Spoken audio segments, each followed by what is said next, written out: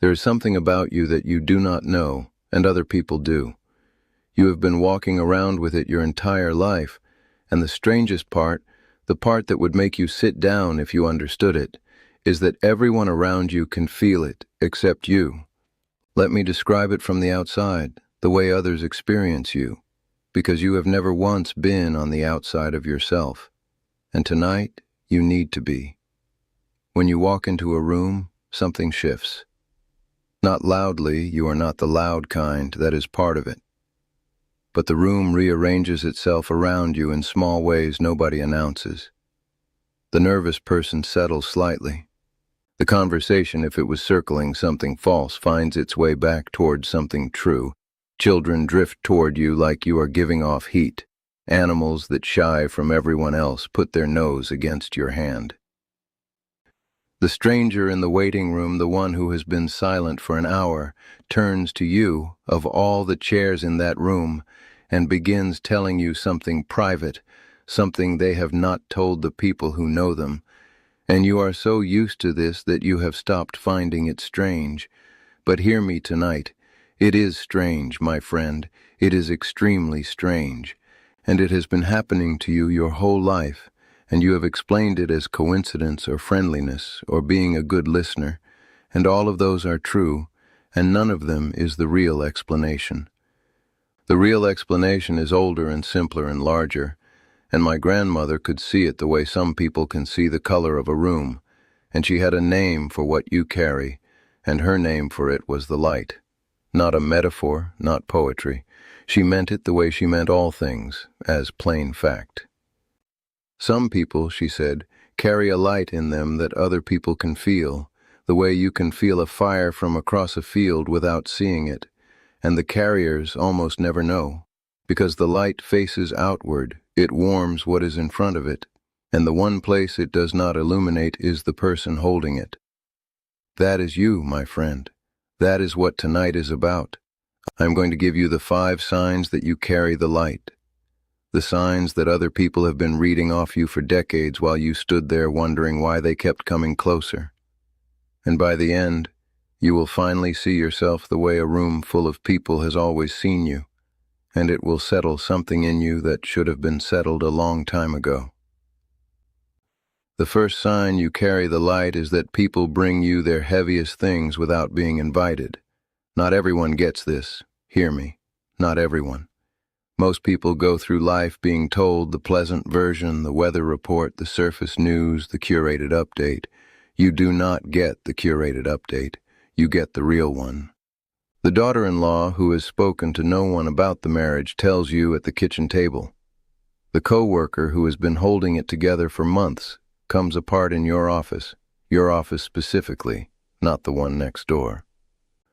The stranger, I keep saying the stranger, because the stranger is the surest proof.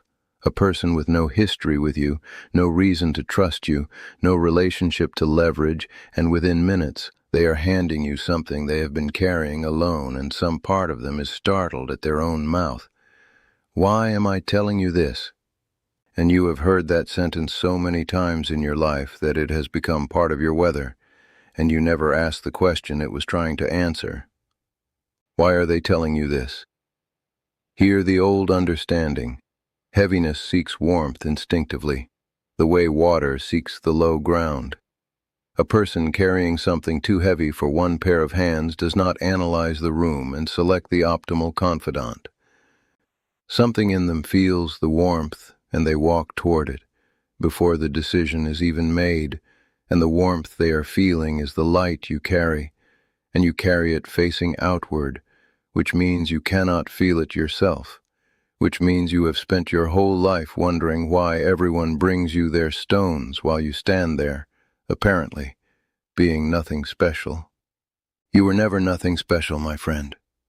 You were the warmest thing in every room you entered, and the stones proved it, because stones do not travel toward the cold.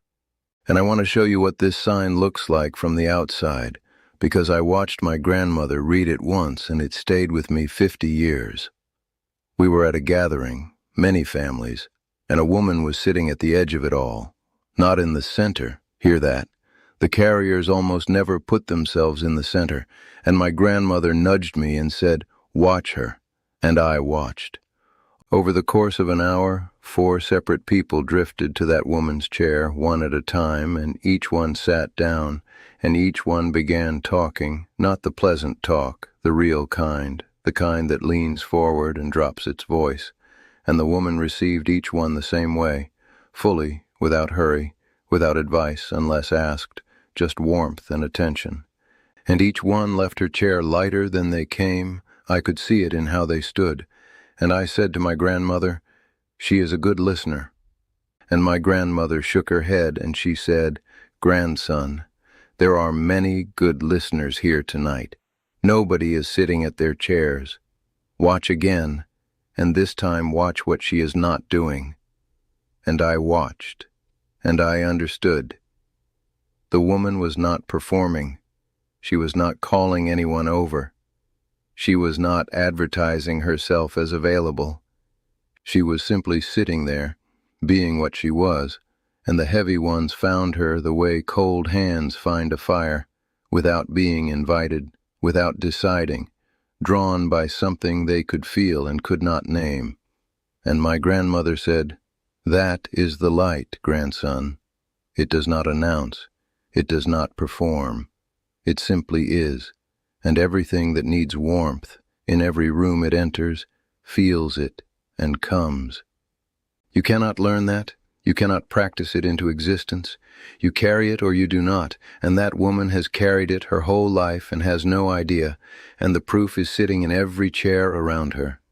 Count the chairs around you sometime, my friend. If the chairs are always full, and you never once sent the invitations, then the first sign is settled and has been settled your whole life. Before I share the next teaching, I need to tell you something. I am not going to be here forever, and most of what I know was never written anywhere. So I sat down and I wrote it, all of it. 20 teachings, 4 parts, in the order they were meant to be received. The ones about the light and how to carry it without burning out. The ones about the gift that faces outward, and how to finally see it from the inside. The ones I have never said on camera. It is called the native way, and it costs less than 1 dinner you will not remember. Scan the code on your screen or look in the comments. But do not leave yet, because the second sign is the one that has exhausted you your whole life. And tonight you will finally understand why the tiredness was never a flaw. The second sign is that you feel what other people feel, whether you want to or not. This goes beyond listening. This is the body, your body, doing something the modern world has no proper respect for. You walk into a room and you know something is wrong before a word is spoken. You sit with a person who says they are fine and your chest tightens because they are not fine, and your body caught it before your mind did. You absorb the moods of the people around you like cloth absorbs water. Their grief dampens you. Their anxiety quickens you. Their anger sits in your stomach as if it were your own. And you have fought this your whole life, tried to build the wall, tried to toughen up, told yourself to stop being so sensitive, and none of it worked because it was never a setting you could adjust. It is a frequency you were born tuned to. My grandmother called people like this the open-skinned, and she counted them among the most necessary people alive. And hear why: because the world needs its censors. In the old camp, the open-skinned were the early warning, the first to feel the shift in the group, the first to notice the suffering the sufferer was hiding, the first to know when the laughter was covering something. And without them the camp lost its reading of itself, and trouble grew undetected. You are doing this in your family, my friend, and at your church, and on your street. You are the one who feels the weather change before it rains on anyone else, and it has cost you. I know it has. I taught you the drawing fires, and some of the cost is that. But hear the other side of the cost tonight. The tiredness was the price of the gift, not the proof of its absence. A censor that feels nothing is broken. The fact that you feel everything is exactly the evidence that you are working. perfectly as designed. The third sign is that your presence changes rooms, and you are always the last one to know. I described it at the start, and now I want you to look at your own record honestly.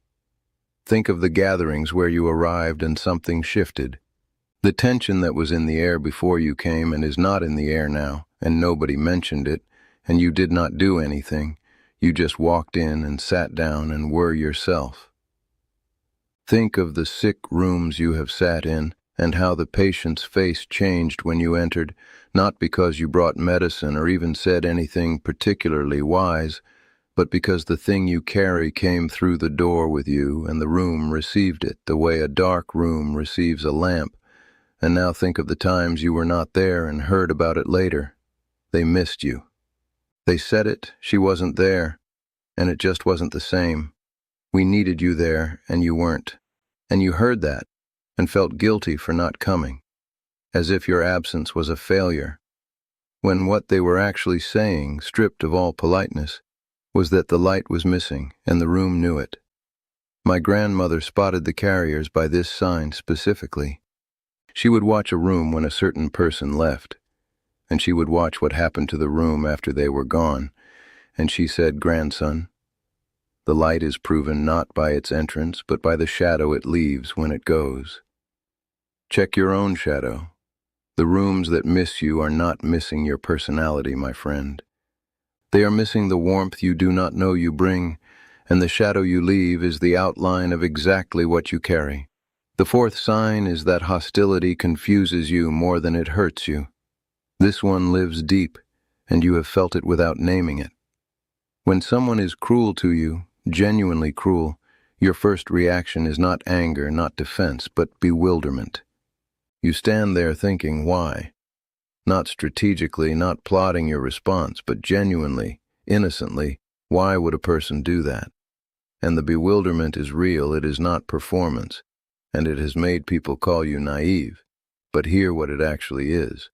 A person who carries light has spent their whole life generating warmth, involuntarily, naturally, the way the sun does not decide to shine. And a person for whom warmth is the default, the native state, the water they swim in, genuinely cannot comprehend the cold as a first language. Cruelty bewilders you because cruelty is foreign to your operating system, not because you are naive, but because you are running different hardware, and the hardware you run does not contain a native file for causing harm on purpose. That bewilderment, my friend, that specific confused pause before hurt even arrives, is one of the purest markers of the light, because it can only exist in a person whose whole interior is warm, a person in whom cruelty has no root system, no habit, no reflex, and when you meet it from outside, your entire being says, genuinely, I do not understand this. And the not understanding is not ignorance, it is innocence. And innocence maintained into your 60s and 70s, after everything this world has shown you, is not softness. It is the most stubborn kind of strength there is, the light refusing, after a whole life of evidence, to believe that darkness is the default. My grandmother said of such people, they have been burned 100 times and still they shine. That is not foolishness, grandson. That is the light insisting on itself. And hear one more thing about the bewilderment, because it carries a protection you do not know about. People who intend harm can feel innocence in a person, and it does something strange to them. It makes the harm harder to commit. Not impossible, the cruel can always be cruel, but harder because cruelty operates most easily on a target that fights back in its own language, that returns anger for anger, that enters the arena, and when the target simply stands there, bewildered, genuinely uncomprehending, radiating warmth even in the confusion, the cruelty meets nothing it can push against. And many, not all but many, the old ones watched this carefully, many backed down. Your bewilderment is not only a marker, my friend. It is a shield you did not know you were holding. The light defends itself by refusing to become the thing attacking it. And most attacks, confronted by a warmth they cannot convert to war, simply lose interest and move on to someone who will fight. You have survived more than you know by the simple refusal to understand cruelty in its own terms. And the fifth sign, the one that holds all the others, is that you have been tired in a way rest does not fix, and you have blamed yourself for it. Hear me now, because this is where the whole teaching turns, and it turns toward you, and it is time.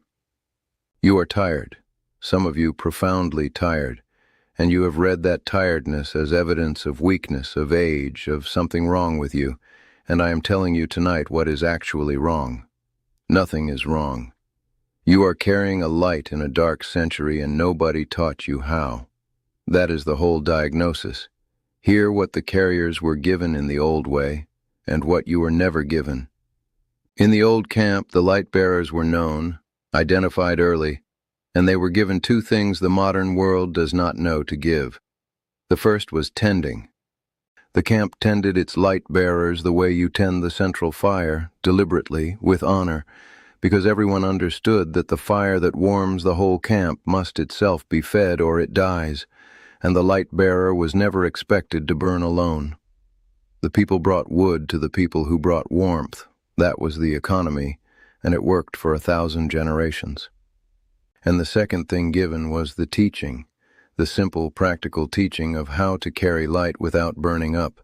And it is this: the light is not yours. You did not make it, you cannot increase it, and you are not responsible for how people receive it. You are the lamp, not the oil. The oil comes from somewhere older and deeper than you, and the lamp's only job, hear this, the only job is to stay lit and not to pour itself out trying to illuminate the whole world alone. Stay lit, not blaze, not scorch, not light every corner of every room you enter. Stay lit. The staying is the work, and the staying requires, above all, the one thing you have never given yourself, which is the same warmth you give everyone else, turned inward, applied to your own keeping, your own rest, your own fire. You have been giving light to every room and sitting in your own dark. And that is not generosity, my friend. That is a lamp trying to illuminate everything except the hand that holds it. And tonight, from an old man who has watched the carriers his whole life, I am asking you to turn a little of it inward. Not all, a little. Enough to see by your own light what the rooms have always seen, that you are not tired because you are weak. You are tired because you have been shining for decades in every direction without once being told that the light was real, that it mattered, that people felt it. It is real. It matters. They felt it. And tonight is the night someone finally told you. So there are the 5 signs, the stones that travel to you, the open skin that feels everything, the rooms that shift when you enter and shadow when you leave, the bewilderment at cruelty, and the tiredness that rest cannot reach because it was never the body that was tired, it was the untended flame. Count them, my friend, and if they are yours, and for so many watching tonight they will be all 5, then hear the old verdict, spoken for my grandmother, who would have spotted you from across the camp in 4 seconds and smiled. You carry the light. You have carried it your whole life, facing outward, warming every room you entered, unaware, unthanked, untended, and still, after all of it, still shining. The old ones would have tended you. The old ones would have named you and honored you and brought wood for your fire every morning. You were born into a century that does not know how to do any of that, and so you have been carrying the light alone, and tonight that ends too, because now you know, and knowing is the first piece of wood laid on your own fire, and this audience, hear me, this audience is the second piece. Look at the comments below and see the other carriers finding each other. You are not alone. You were never the only lamp. You were simply the one that had not yet been told it was lit. Now you know. Now tend the fire that the whole world has been warming itself at. It was always the most important fire in the room, and the room, even when it never said so, always knew. If what you heard today stayed with you, the book is there. The Native Way, 20 teachings, 100 pages. Written the way I would speak to you if we were sitting together. Scan the QR code on the screen with your phone, or find the link in the comments. Read one chapter, sit with it. Now I want to hear from you. Tell me in the comments, which sign did you recognize first, and who was the last person who brought you their stones? I read every comment. And if this is the kind of conversation you have been looking for, subscribe to this channel. We are not collecting viewers here. We are collecting people who remember. Come back next week. I am not done teaching yet.